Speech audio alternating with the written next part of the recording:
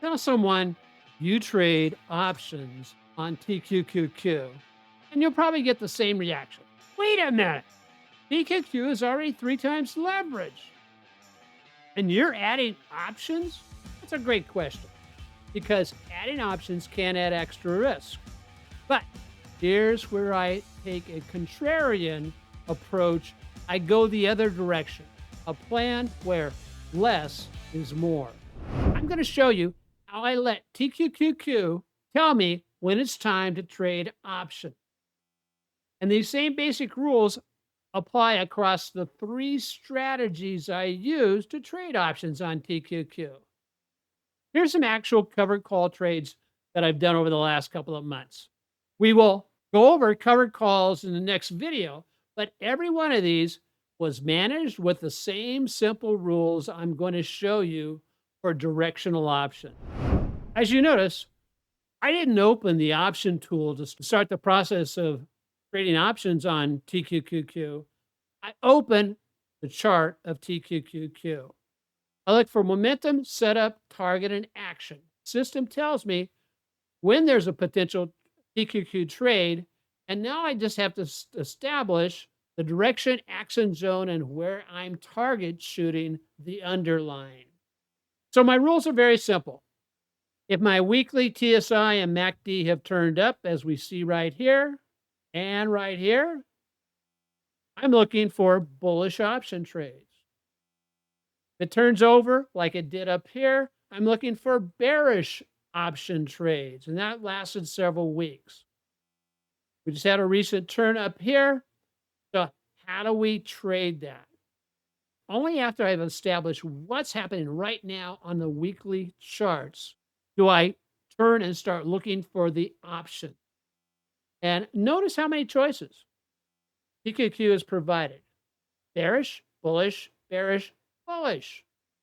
Now, I'm going to set up an order that's going to take advantage of the current bullish indication for the TQQ chart, but we'll get to that here shortly. So right now I'm going to be looking for a call option. We'll just focus on the calls for right now. Now you may be asking, well, what about the Greeks? The delta, the theta, the beta. Well, I really don't concern myself too much with those, and I'll show you why in a moment. The first thing I establish on this chart is a target point. So I'm going to say my target is at, let's say, right about there. Let's say $73.50. That's where I start building my trade. So let's jump over to the Black-Scholes theoretical value calculator to see what I glean from this information. I want to pick off basically a couple of things. What option am I going to trade? What will be the price of that option at that particular level, 7,350? And then where's my stop loss? And then we'll get around to showing you where my profit targets are shortly. I want to look for an option string that expires on a Friday. So that gives me a choice between the 21st and the 28th. Since I'm in the week of the 21st, I'm not going to do that one. I'm usually trying to do a full week to 2 weeks. So I'm going to go here to the 28th. I know I'm going to be down about 73.50, and that's where I'm going to take that at the money option and start calculating off that. So that's 1. 2, jump up to the Black-Scholes option calculator. And I want to go out to tomorrow because how far do I want to go? Pay attention to one particular number. That's right there at the 1417 level. I'm going to modify my price here to take it down. To get down to 73.50 from current prices, I have to drop about $1.82. Look what's happened here. That tells me that's my trigger price to get into the trade. Part 1 of the puzzles is over. So $13.13. That is my entry price for the option. So now I stop for a second. If I get it in at 13.13, we'll cover the rules here. I want to carry a stop loss about 1.5 times the value of the option that I'm buying. So if 1350 drops 1.5 times, What is the price of the option when it gets down to that level? Let's find out. So the amount of the option, if it drops 1.5 times what it cost us, would take us down to a price of $2.08. I'm right back at the Black Shoals. Now I go out a couple of days typically to see if it gets hit. But what information am I after? I know the price of the option. I want to know where my price level on TQQ will be in order to build out this trade. I'm going to go out here to the 20th. And now I just start modifying this to see how far it can go. It's to subtract from the current value of the TQQ, 334, takes me down to $71.70. That's the other piece of information I need. So now I have all the information I need to build out the initial part of the trade. However, I need two more important pieces of information. The next question is, what about the profit targets? If I trade enough size, I can set up an order that is a first triggers 3 OCOs. So my profit target number one is 50 to 60% added to my option entry value. Okay, now I have all the information I need to build out the rest of the order. I have my entry, my stop. Well, the profits look like this. Profit target number one is 50 to 60% of what I paid for the option. PT2, 75 to 85%. And then if I set enough size where I can have 3 different OCO orders to exit, my profit target number 3 is a trailing stop, keep me profitable, but also I let the profits run. Remember, if I enter this trade tomorrow, I have approximately 7 to 8 trading days before expiration Friday of next week. So do you want to know what the order looks like? Keep watching to find out. One of the things I found out after trading options for so many years is that options are complex, but there's some good option books out there to take a look at. Larry McMillan's Option as a Strategy Investment is one of the best books on learning options, everything about options and just how complex they can be. So if you want to add to your option education, I highly recommend this book. The link will be down in the description.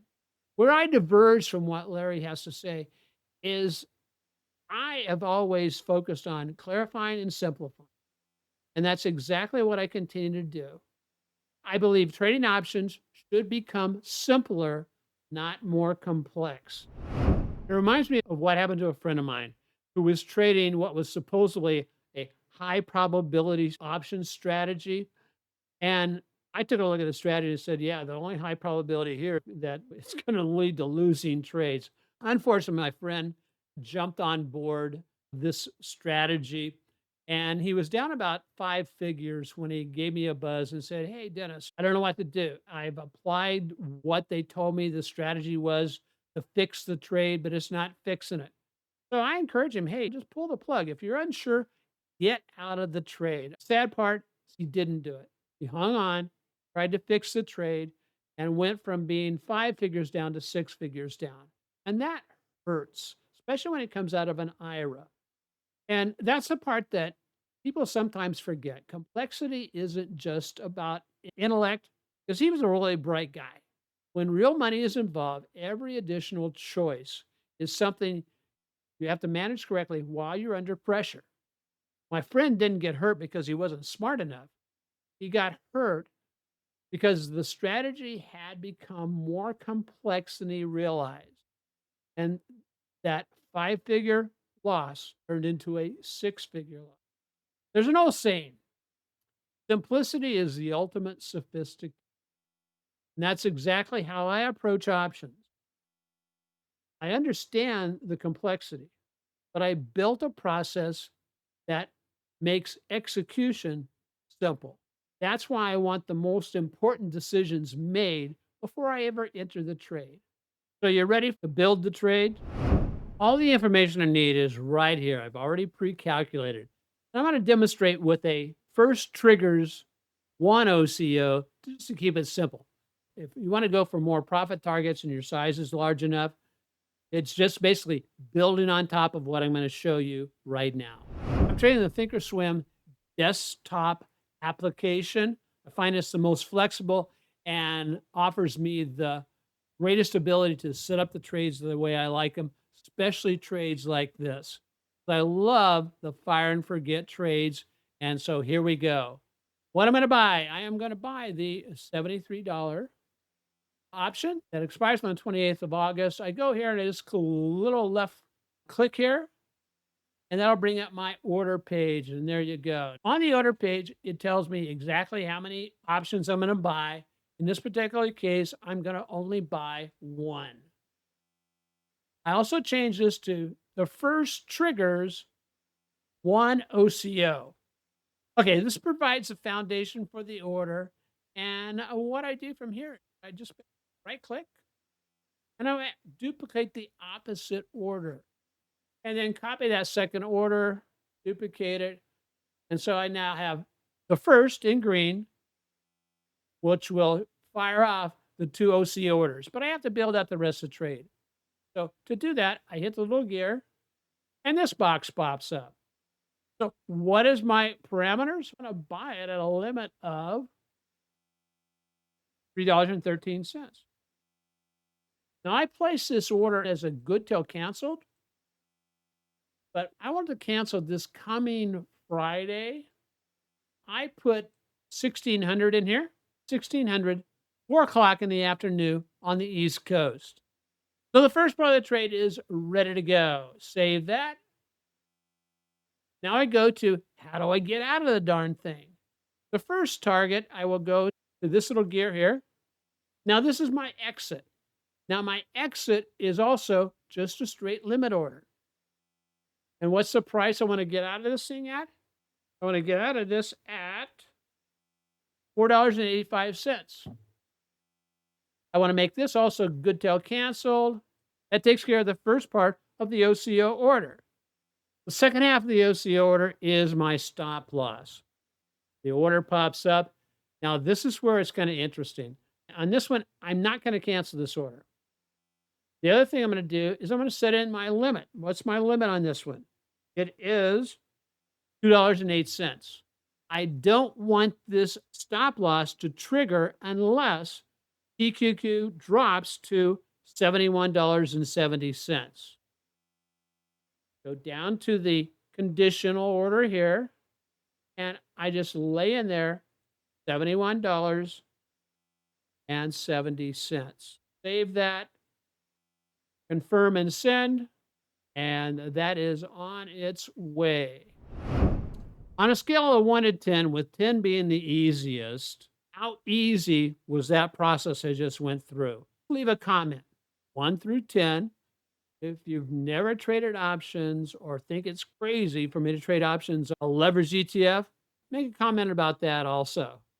So options on TQQ, leverage on leverage? Absolutely. Which is why I don't want unnecessary complexity piled on top. Learning to trade the TQQQ with options can be a great way to learn how to actually trade options because there are so many targets of opportunity.